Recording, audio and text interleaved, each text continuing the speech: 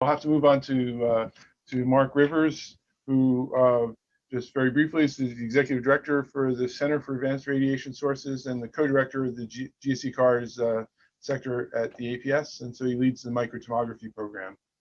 Mark, take it away.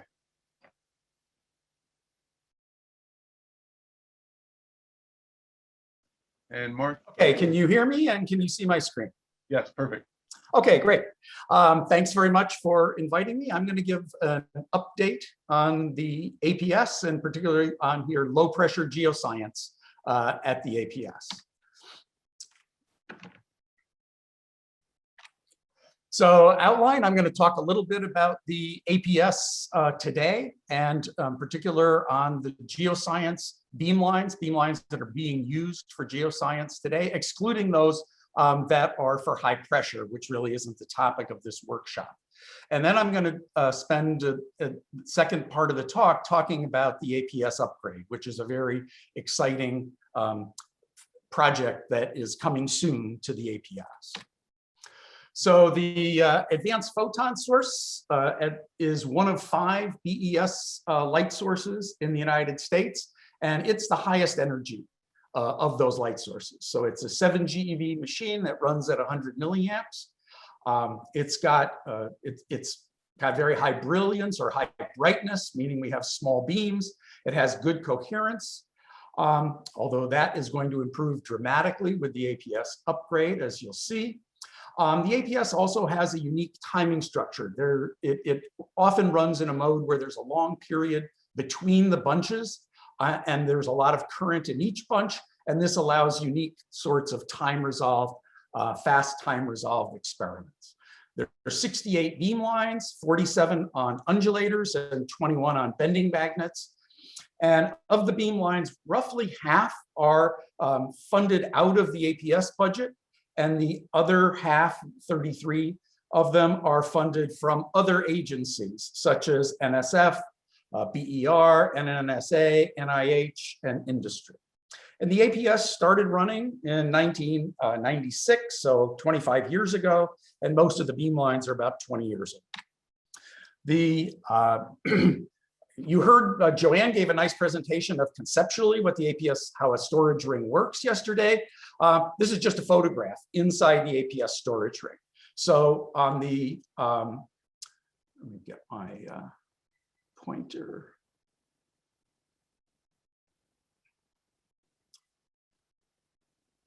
Sorry. So on the left here is one of these undulators, a very strong mechanism to be able to open and close the gap on these periodic magnetic devices here. This red magnet towards the right, that's one of the bending magnets that generates the bending magnet radiation. And then these blue magnets are focusing magnets. And basically the APS is 1.1 kilometers of close packed magnets like this. There's virtually no space between the magnets. So let me just give one slide about history of geoscience at the APS. Back in the late 1980s, Professor J.V. Smith at the University of Chicago formed the Center for Advanced Radiation Sources at Chicago to build multiple beamlines at the APS. Beamlines for geoscience, biology, chemistry, and material science. And he organized, and we organized, I guess, the community effort to build the science case for this and the technical design. And that was roughly in the years of 1988 to 94. And in 1995, this group called Geosoil EnviroCARS received major funding from the NSF Earth Science Instrumentation and Facilities Program, as well as from the DOE Geosciences Program to construct and operate Sector 13 at the APS. We got our first light late in 96.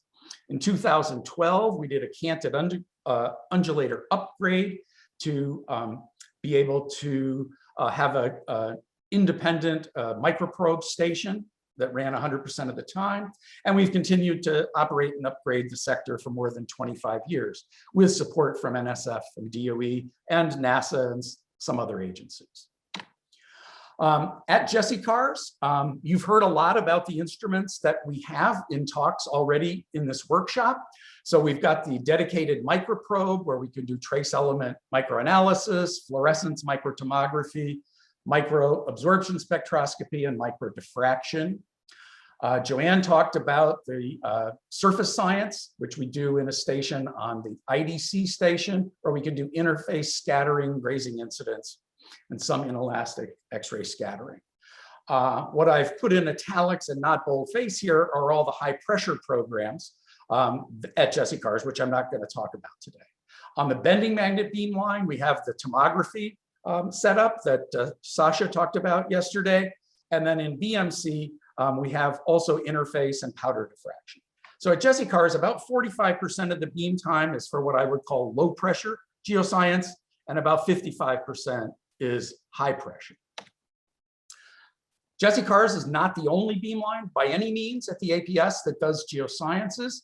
So what I've put in, this is just a list of all the beamlines that are used at least some of the time, let's say 5% of the time, for low pressure geoscience. And in red, I've put the stations where at least 25% of the time is dedicated to low pressure geoscience. So there are scanning microprobe beamlines at sector 2, where they use zone plates and they have submicron focus, the one you've heard about at sector 13, also sector 20 on the insulator and bending magnet. There are lots of beamlines for diffraction and scattering that are used in this scientific field, including at sectors 1 and 5, sector 11, where we heard about PDF, and then on sector 13 on the bending magnet and undulator stations.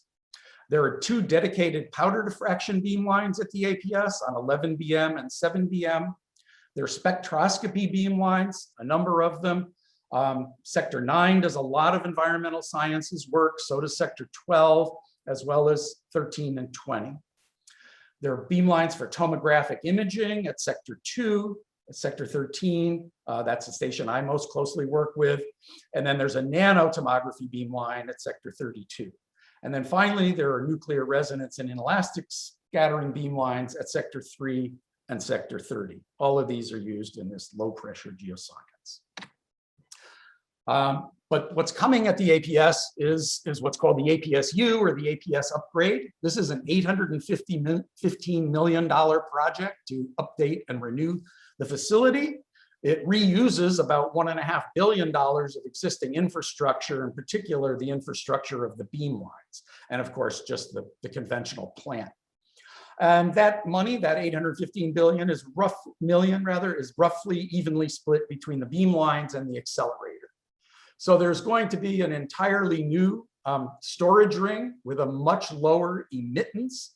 And the energy of the machine is going to go from 7 to 6 GeV, and the current from 100 to 200 milliamps. Basically all of the insertion devices are going to be replaced, and there will be new superconducting undulators. And the combination of those new insertion devices and the reduction of the emittance means that the brightness of the source is going to increase by up to 500 times. There are going to be 9 new beam lines and a long beam line building. So there are 2 long beam lines here that will extend out of the existing building. One is an in situ nanoprobe, and the other is a high energy X-ray diffraction microscope. And then the APS upgrade is paying for enhanced and improvements to existing beam lines, including at Jesse Cars and at a number of other beam lines that are used for geoscience. So this upgrade takes advantage of the fact that the existing APS uses in each sector just 2 bending magnets, 2 dipole magnets, and that results in a relatively large emittance or a large sized electron beam. And it's been found recently that it's practical to break up those bending magnets into a larger number, like 7 is what the APS is going to use. And the emittance basically goes as 1 over the number of bending magnets cubed. So we get about a factor of 70 improvement in emittance from this cubic scaling. So the APS today, this is what the particle beam looks like, and this is what it will look like with the APS upgrade. So this is not the X-ray beam. This is what the particle beam in the undulator straight section looks like. So today it's very small in the vertical, but very large in the horizontal. And the APS upgrade brings it to being almost round. So the schedule of the upgrade, it was supposed to begin in almost exactly a year from now. but because of COVID, it slipped. So the upgrade is going to shut the accelerator down April 17th of 2023. There's been no change in the duration. It's going to shut down for a year. So the beam will come back in April of 2024, but it's going to require several months to commission the beam lines, and some beam lines, the new ones, will almost certainly take longer to commission than those that have just had relatively minor upgrades, such as Jessie cars. Let me just say a word about what is going to improve and what doesn't improve so much with the APS upgrade.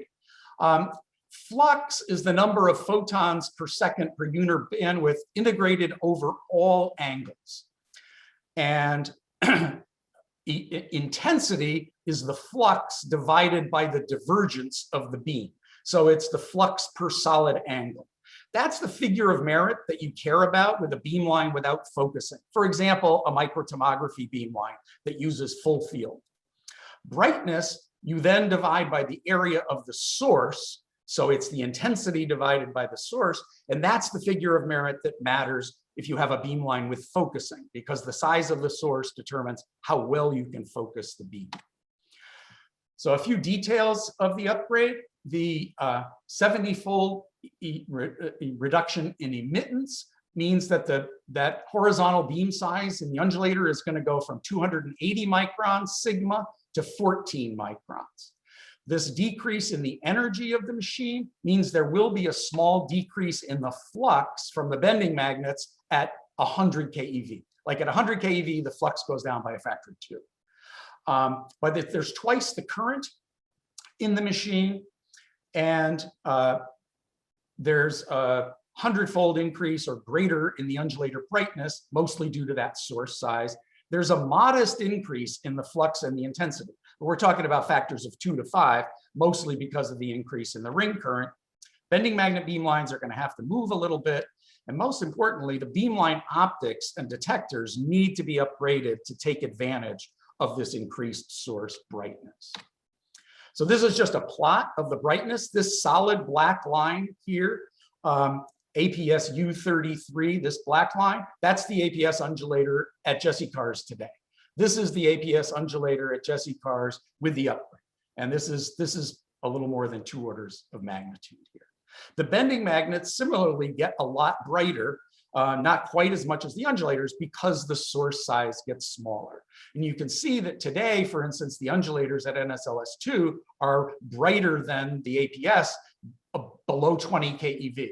But with the APS upgrade, the APS is the brighter source down to like 5 keV. So the APS upgrade lets us, has 3 main things. One is it continues to have what the APS has always had, which is lots of high energy photons, so that we can map things inside samples, inside sample containers, buried interfaces, the kinds of things that you've already heard about in this workshop. The brightness means that we can focus the beam down to a very small spot. We can either get more photons in the same spot we've got today, or orders of magnitude more photons. I'm sorry, orders of magnitude more photons in the same spot size, or factors of 10 or more reduction in the spot size with the same flux. And then finally, coherence. So coherence scales directly with the brightness of the machine. And for certain coherence techniques like correlation methods, the improvement in the quality of the data goes up by the square of the coherence. So we're talking, factors of hundreds of thousands. So let me finish up with talking about low pressure geoscience at APSU. Most of the techniques that you've been hearing about in this workshop employ focusing to achieve small sizes with high flux. And these experiments are going to be enhanced with APSU, either, for example, as I said, a 10 times reduction in the spot size with the same flux, or 100 times more flux in the same spot that's used today. We want to be able to focus smaller, so the microprobes at many of the beam lines, including at Jessie cars, are going to be pushing down to 500 nanometers, 250 nanometers, with the same kind of flux that we've got today, or actually more. And that lets us use these high energy resolution analyzers, which you heard about in the previous talk, to increase the spectral resolution. In interface science, Joanne talked about the fact that we'd like to be able to do these surface measurements on small crystals. APS-U is going to be great for being able to do that. And then finally, coherent diffraction and coherent imaging are just going to be big winners with the APS upgrade. So, with those factors that I talked about, experiments that right now take a week are going to be able to be done in 2 hours. Just say a word or two about high pressure geoscience. So at high pressure, we're really interested in pushing to the terapascal regime in the diamond anvil cell. We've got technology to do that, to make those pressures. But today, the intensity of the beam is such that we can only get reasonable diffraction patterns from really high Z materials like rhenium. Those are the kinds of, and gold, those are the studies that have been published. But with this new APS upgrade and a smaller focus, we're going to be able to do those kind of pressures on silicates, things we care about. And also kinetic studies, doing a dynamically driven diamond anvil cell where we can do phase transitions quickly. But that requires this high brilliance. So in summary, synchrotron sources enable important new science in geochemistry and geophysics. I think you've been hearing that for a couple of days. The APS upgrade promises at least 2 decades or more of frontier research at the APS. It's really going to rejuvenate the machine. As you've heard, we welcome new users, so contact us if you have an idea of where we might be able to help you in your research. And thank you for your attention. Great, thank you, Mark. It was very informative. So far, there are no questions in the chat, so maybe we'll just leave it at that. If anyone else has questions, you can put it in the chat and Mark can answer it after the fact.